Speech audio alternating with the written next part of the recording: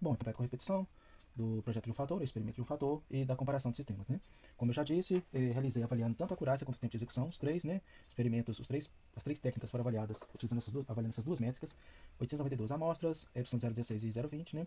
E com redução dos dados entre 15,82 e 23,47%, né? Que dá entre 600 e 660 entradas, né? Teve uma redução de dados aí. Das 784 que são, né, originárias lá, né, do modelo. Aqui, né, eu estou mostrando o projeto fatorial com repetição. E eu cheguei ao modelo, de fato eu cheguei ao modelo, mas só que eu obtive no meu experimento um erro experimental muito alto.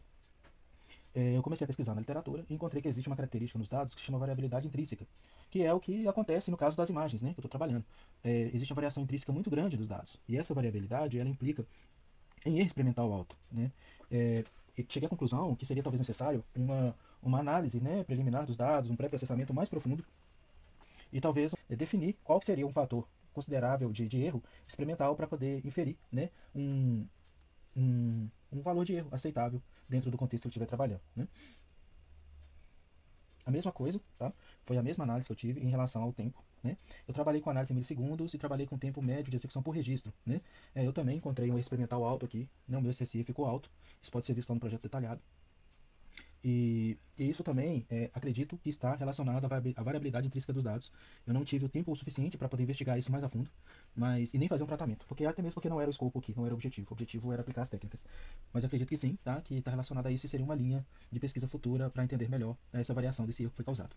Né? Novamente, a melhor estimativa, tanto quanto a acurácia, a precisão, né? Quanto o tempo de execução, fica em cima da média.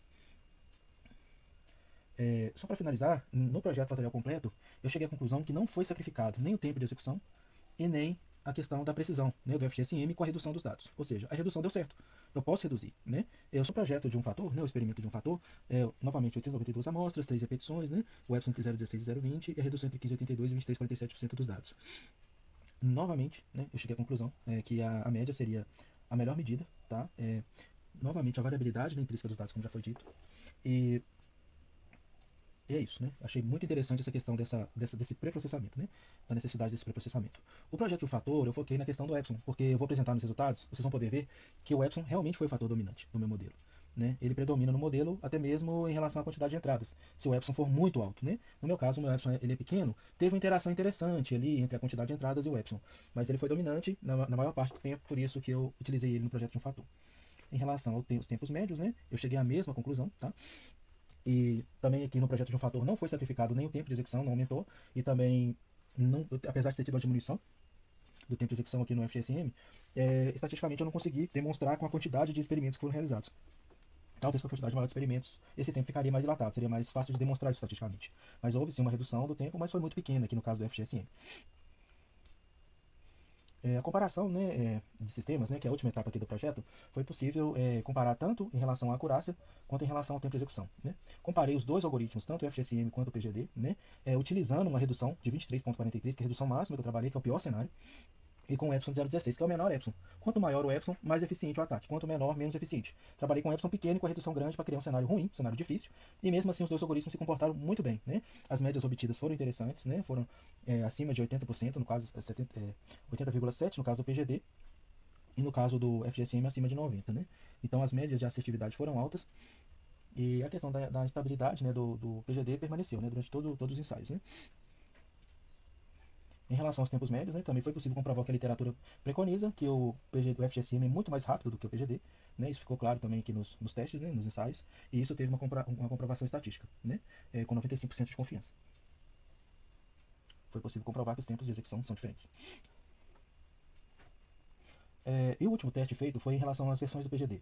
Eu trabalhei com a versão do PGD sem redução de dados e uma versão do PGD com redução de dados, tanto analisando a acurácia quanto analisando o tempo de execução. Né? Em relação à acurácia, o PGD ele teria uma assertividade de 97% sem reduzir dados, reduzindo 80%. E estatisticamente eu consegui ver que existe uma diferença, tá? No caso de 7,45%. Ou seja, os algoritmos eles são diferentes com 95% de confiança. Eu fiz um teste T, né, para fazer essa comprovação. Apesar dessa diferença, 80% é um valor alto e é interessante, né? E vocês vão poder ver no gráfico de intervalo de confiança que os intervalos ficaram bem satisfatórios. Ou seja, a redução funcionou em relação à assertividade do algoritmo. Também não foi sacrificada essa parte, né? Não foi impactada de forma negativa. E em relação ao tempo, houve sim diferença do PGD sem redução de dados e com redução de dados. Né? O tempo foi significativo, né? A gente conseguiu alcançar aí uma redução de 7,45%. Foi uma redução interessante, considerando que eu utilizei poucos experimentos aqui, mas foi uma redução bem interessante e realmente funcionou, né? Ou seja, funcionou tanto no FGSM, a redução, sem impactar a assertividade, sem impactar o tempo da FGSM, e replicar isso para cá, né? Para o PGD, para o outro algoritmo, também teve sucesso. Ou seja, como existe uma família de algoritmos derivados do FGSM, eles seriam também beneficiados por essa técnica. Aqui já apresentando os resultados, eu mostro aqui a relação, né, a interação entre os fatores. Na interação entre os fatores, percebe-se que o Epsilon realmente foi dominante em relação à acurácia, né, e que essa redução dos dados impactou na acurácia, mas aqui no caso do FGSM foi muito pouco e não teve comprovação estatística, né, dessa dessa redução, porque o intervalo de confiança inclui zero, né? Então foi muito pequena. Aqui no caso dos tempos de execução, também teve uma redução do tempo de execução, dá para perceber a dominância do epsilon no gráfico da esquerda, e no gráfico da direita dá para perceber também a redução do tempo. Ambos, né, não foram possível comprovação estatística, como eu falei, eu acredito que por causa da quantidade de experimentos, que se tivéssemos mais repetições, eu acredito que o resultado seria melhor. Aqui eu fiz uma comparação, né, entre a acurácia do PGD com o FGSM, né? A gente percebe uma linha inclinada, né, da diagonal esquerda superior para a diagonal direita inferior, né? Essa linha pontilhada teve uma redução sim, no caso da acurácia, mas foi muito pequena, né, em relação ao sucesso que o algoritmo precisa, né? Eu já encontrei referências que falam que a partir de 60% já é um resultado interessante, mas nos cálculos que eu realizei, acredito que 51% já é um resultado positivo para sucesso do ataque adversarial, né, em uma execução. É baseado na saída da Softmax, mas isso aí é discussão para outro tópico. Aqui eu marquei em preto os intervalos de confiança que foram obtidos, né, para a gente poder visualizar, tanto com redução de dados sem redução de dados, nos dois algoritmos, e por fim a questão da redução do tempo, onde realmente otimizou o algoritmo PGD. Ou seja, o algoritmo PGD teve resultado positivo em relação à redução da quantidade de dados e teve redução na acurácia, mas não foi significativo. Ou seja, o experimento teve sucesso. Espero em breve poder atuar em cima dessa variabilidade intrínseca dos dados e trazer novidades em relação a esse estudo. Muito obrigado.